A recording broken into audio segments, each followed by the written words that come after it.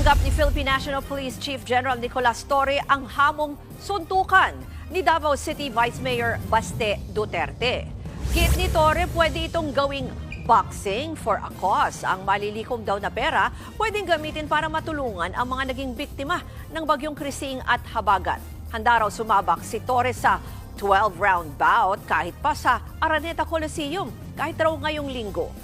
Nitong weekend, muling binanatan ni Duterte sa kanyang podcast si Torre at dito na nga niya hinamon ng suntukan ng general.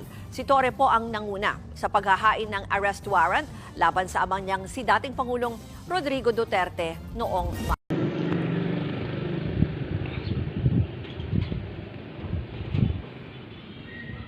Init.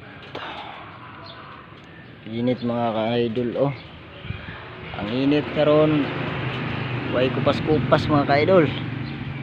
Oh.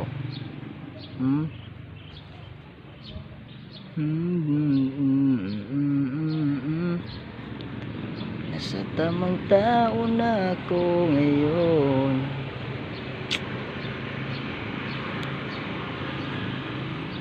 Grabing init agad.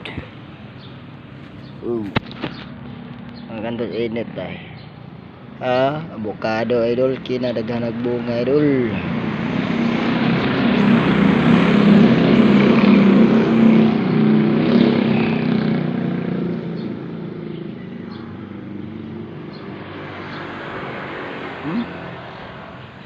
Ay.